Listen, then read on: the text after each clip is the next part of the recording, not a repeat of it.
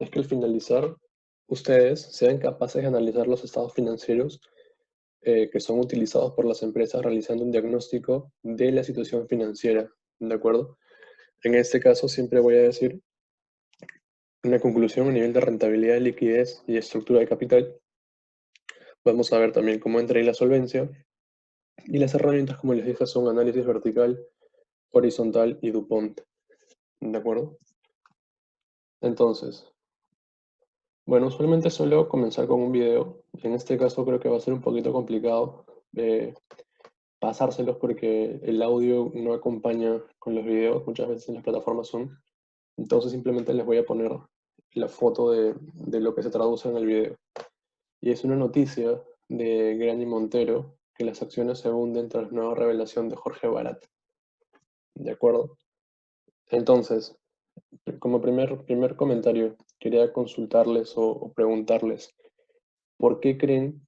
Todo el mundo creo que está enterado del escándalo de Odebrecht. ¿Por qué las acciones de Odebrecht cayeron tanto? ¿O qué pasó para que cayeran tanto? Y ahí lo dejo libre, chicos. A alguien si quiere participar, le pido que active su micrófono y que participe. El curso vamos a hacerlo lo mejor posible y eso se va a dar siempre y cuando todos participemos y comentemos. Por más que nos equivoquemos, los invito siempre a participar. ¿Alguien recuerda el escándalo de Odebrecht o qué fue lo que pasó? ¿Se acuerdan? O sea, si no me equivoco, se destapó todo esto de la corrupción, los problemas de corrupción con Odebrecht, y Graña y Montero era parte de una de las empresas afiliadas a Odebrecht.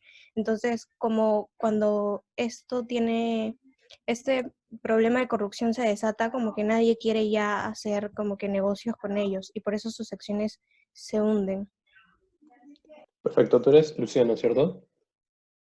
Sí, soy Luciana. Ya, perfecto, Luciana, todavía no apagas tu micrófono, por favor. Me parece perfecto lo que dijiste. Te quiero hacer una reconsulta. En el caso de que tú me dices, ok, se destapó el escándalo de corrupción, no sé si recuerdas, las acciones de Odebrecht cayeron más o menos del precio de 2.5 que siempre estaban hasta casi un 1.7, igual en la bolsa de Nueva York. Tú, si fueras un inversionista, ¿qué pensarías de esta empresa? O sea que no es una empresa en la que debo invertir mi dinero, definitivamente, porque si se sigue destapando más escándalo, voy a perder todo el dinero que pueda invertir en esta empresa. Y si soy inversor de esta, debería salirme y entrar a otra empresa, o sea, buscar otra. Perfecto, gracias, Luciana, por tu participación. A ver, chicos, y perfecto, muchas gracias. En este caso, como comenta Luciana, muchos inversores prefieren hacer esto, ven escándalos, ven corrupción y se abstienen de invertir o liquidan su posición, se salen, suelen vender las acciones que tenían de Graña Montero. Pero lo que yo quiero buscar con esta noticia y con este ejemplo es, si ustedes se hubieran puesto en el año que se destapó todo esto a analizar los flujos de caja de la empresa, el estado financiero, las pérdidas y ganancias que tiene, la empresa todavía era sostenible, tenía liquidez, la empresa todavía podía hacer frente a sus pagos. Entonces, si tú realmente hacías un análisis financiero de la empresa en ese momento, te das cuenta que la empresa todavía podía seguir siendo rentable, por lo menos en el corto plazo. Entonces, podías invertir con el horizonte de tiempo de un año y podías ganar rentabilidad. Obviamente, si luego salen más escándalos, podía mover el precio de la acción, pero la empresa en el fundamental estaba de alguna forma sólida. O sea, le comenzó a vender sus activos, tenía dinero, comenzó a pagar las deudas que tenía, estaba de alguna forma sólida. Lo que pasa es que las empresas y el precio de acciones muchas veces se mueve en función al escándalo y a la volatilidad. Siempre hay un margen que es especulativo.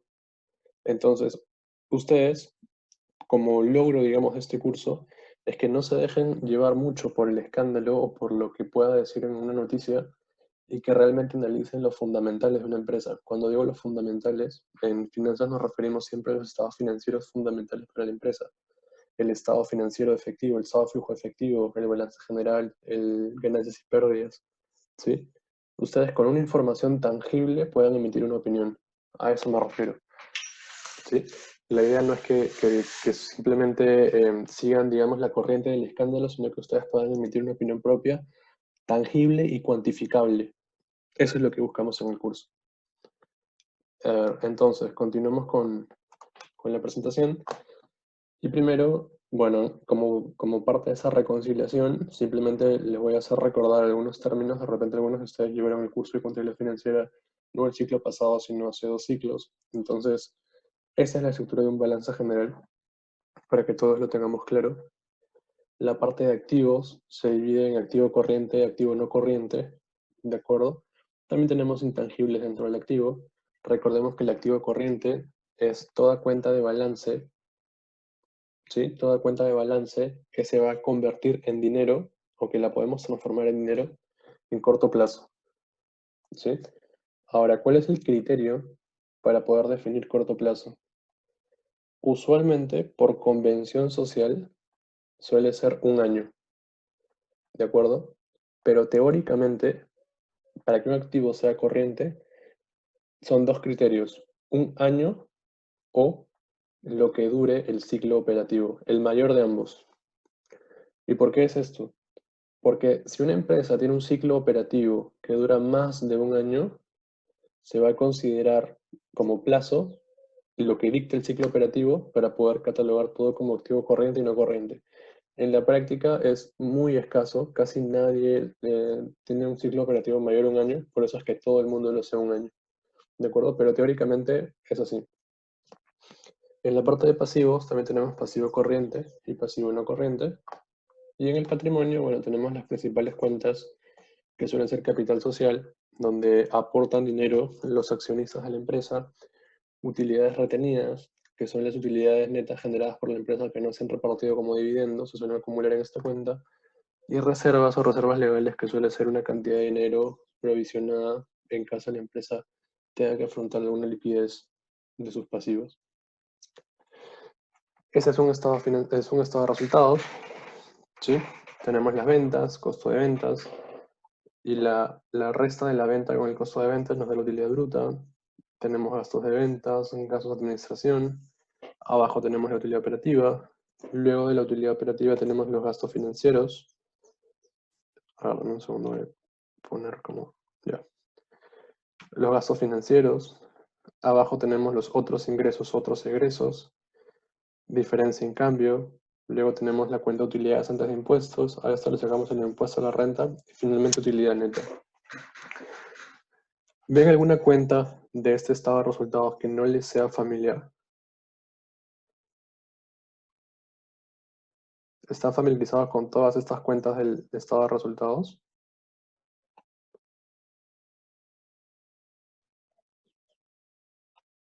La pregunta es libre, chicos, para quien quiera... Creo que diferencio. Perdón, ¿cuál es tu nombre? Porfa, cuando intervengan Digo, siempre...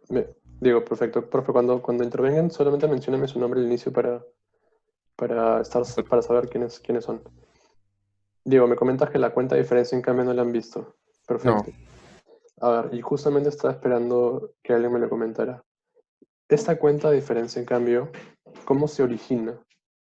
Y es importante que lo conozcamos desde el primer momento para que luego podamos saber qué empresas y cuáles no tienen diferencia en cambio. A ver, por ejemplo, digamos que ustedes tienen una empresa aquí en el Perú, ¿sí? Que se dedican a exportar, no sé, mascarillas, por ejemplo. Digamos que acá tienen una empresa de mascarillas y tienen producción para exportar a otros países. O más sencillo, digamos que se dedican a exportar, no sé, polos, ¿de acuerdo? Textiles, mucho más sencillo. Entonces, si ustedes tienen una empresa local en Perú y tienen su taller en, no sé, en Gamarra o donde fuese, todos sus costos van a estar ¿en qué moneda? En soles, ¿no es cierto? Porque van a comprar el algodón usualmente a las productoras, aquí mismo en Perú, van a pagar la mano de obra de quienes desarrollan los textiles en Gamarra, van a pagarle a un diseñador gráfico para que haga su marca, van a pagarle a vendedores, ¿no es cierto? Perfecto, todo está en soles. Y como les dije que van a exportar una parte hacia el exterior, esa venta, ¿cómo crees que te va a pagar el consumidor del exterior? ¿En qué moneda te pagará?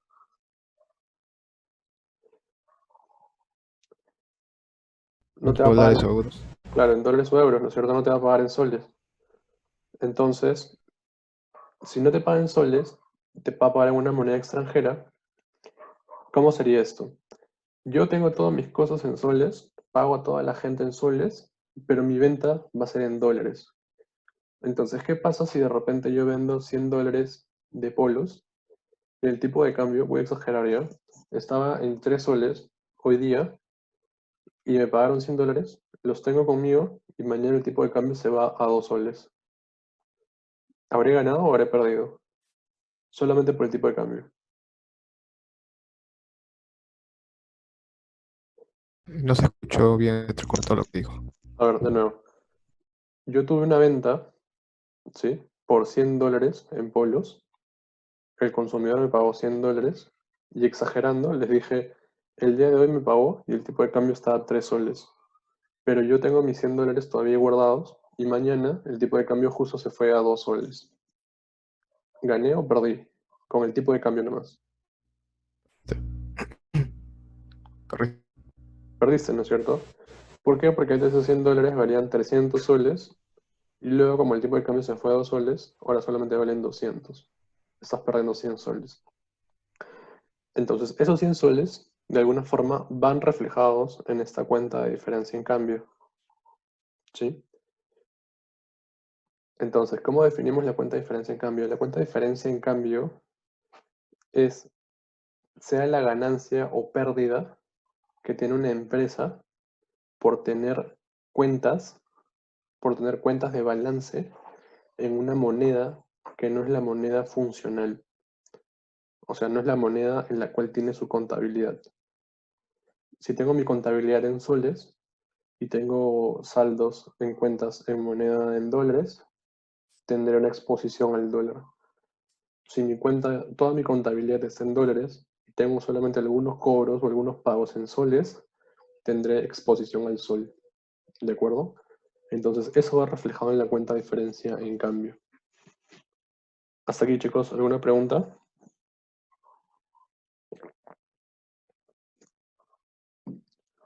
¿Está claro? Tengo una pregunta. Entonces, digamos, si tú pones, digamos, ahí el precio cambiario, digamos, la venta en el precio de cambio de ese momento.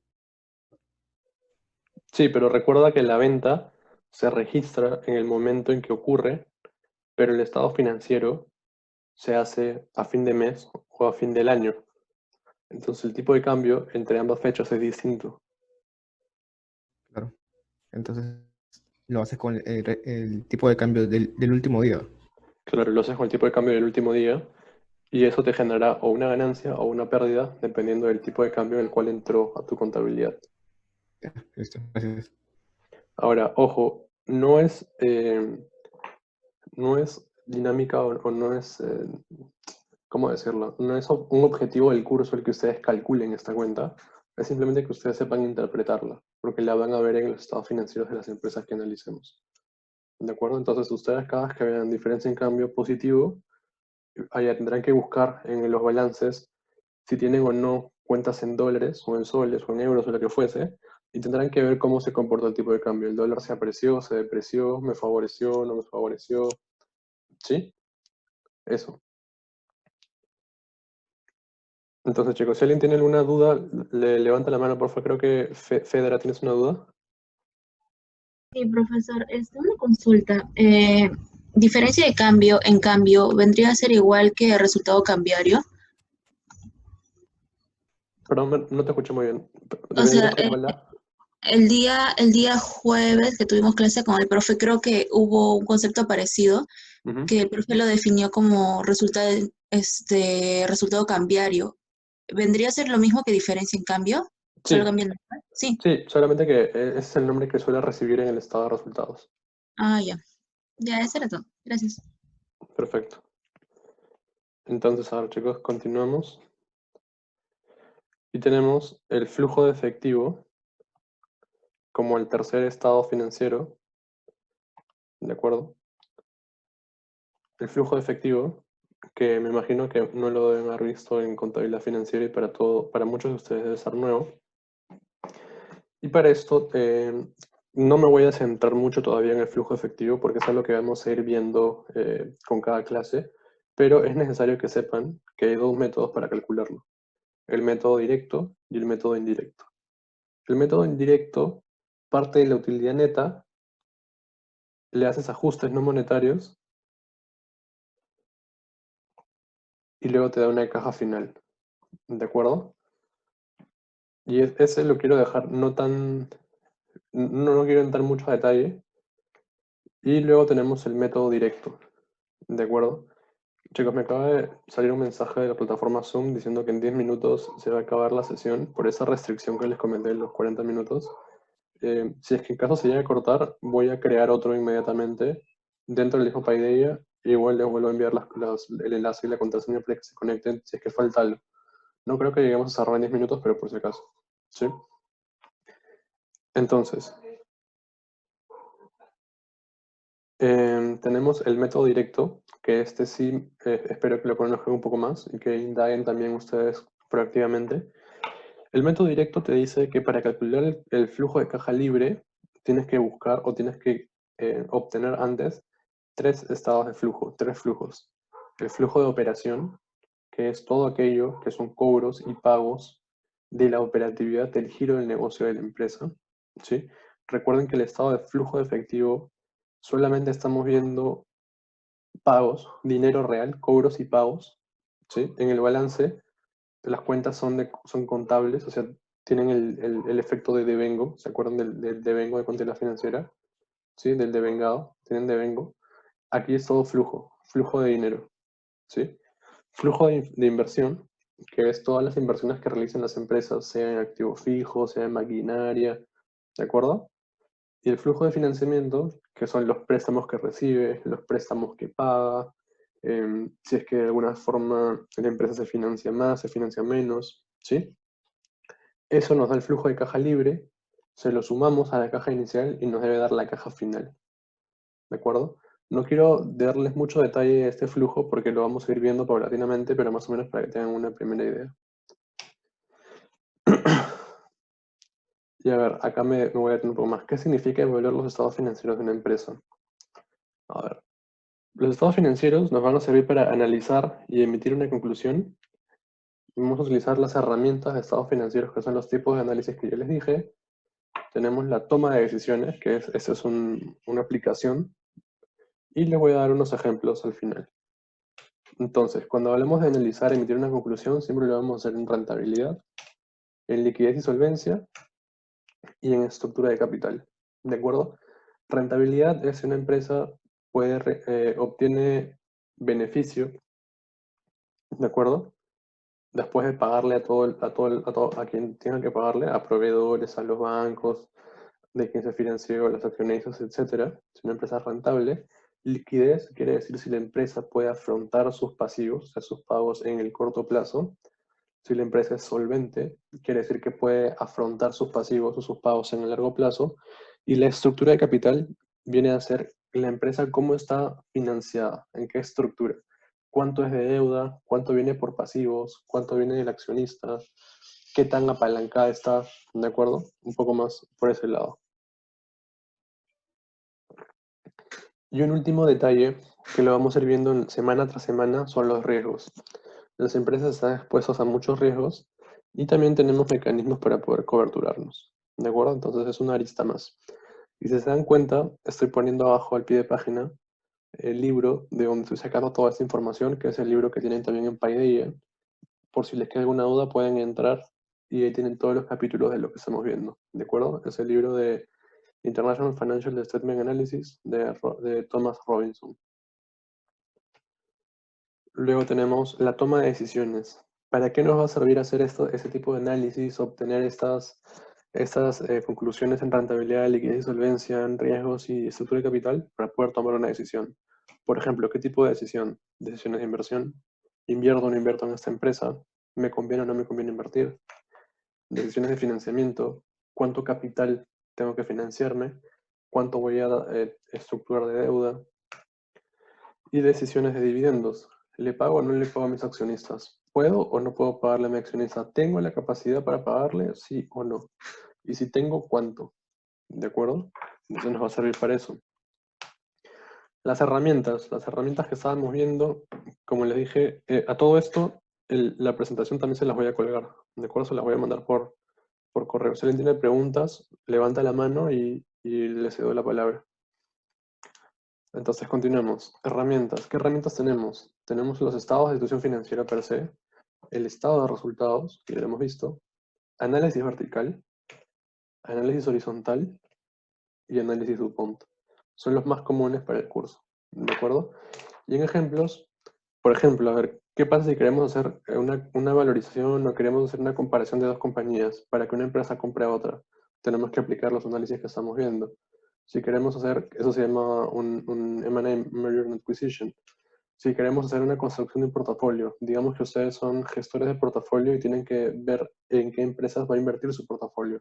Entonces tienen que analizar una infinidad de empresas para finalmente determinar en cuáles invertir y en cuáles no. Entonces para todo esto nos sirve el curso. Ahora, pasamos a el primer tipo de análisis, que es el análisis vertical de los estados financieros. ¿De acuerdo? Y como su nombre lo indica, el análisis vertical es un análisis de porcentajes. ¿De acuerdo? Ahí tienen el texto. No me voy a sentar mucho en leerles el texto porque creo que ya lo pueden hacer ustedes en la tranquilidad de su casa en el tiempo que dispongan. Yo más o menos les voy a ir hablando sobre los ejemplos más claros y la aplicación. ¿De acuerdo? Como les dijo el nombre, son porcentajes, son estructuras internas de la empresa, donde se habla de cada partida respecto a un grupo de partidas, ¿no? Tienen otro nombre como análisis estructural o método de análisis de porcentajes integrales. Y por ejemplo, les pongo este caso. Y aquí les voy a dar un par de minutos y quiero que ustedes me hagan un comentario o dos comentarios respecto de este balance o balance parcial, porque solamente tiene la parte de activos de una empresa. ¿Qué cosas podrían notar? ¿Qué comentario podrían hacerme de esta empresa? Quien quiere participar, levanta la mano y le doy la palabra.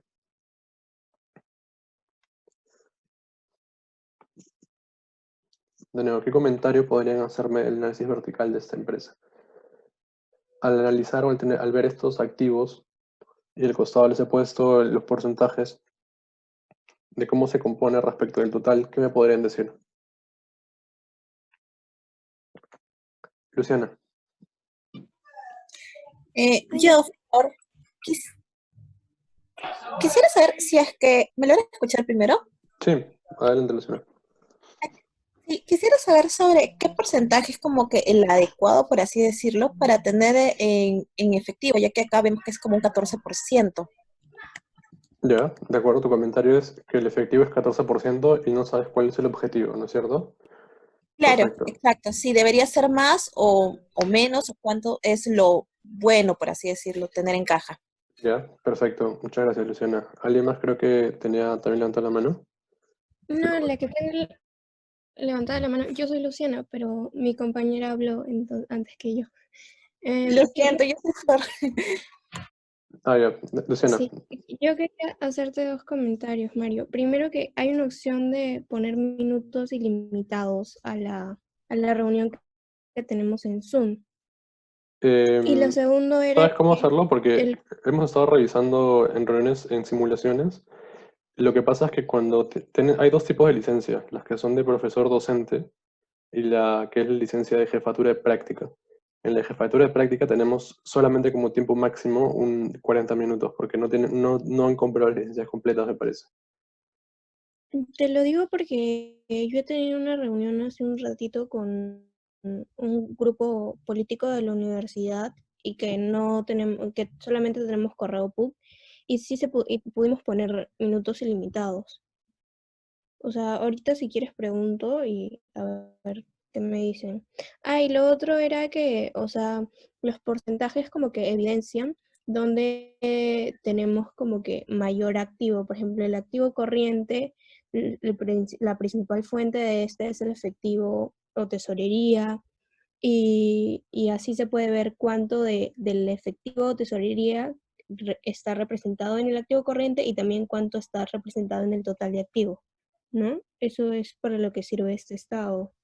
De acuerdo, perfecto, Luciana. Muchas gracias por tu intervención. Respecto al primer punto de lo de los minutos, si pudieras preguntar, me ayudaría bastante. La verdad, dudo que se pueda, porque tenemos algunas funciones que sí son de paga, como grabar y otras cosas, que por eso mismo te da o sea, te da beneficios en una parte, pero te quita en otro. Entonces, eso lo estuvimos revisando toda la semana pasada.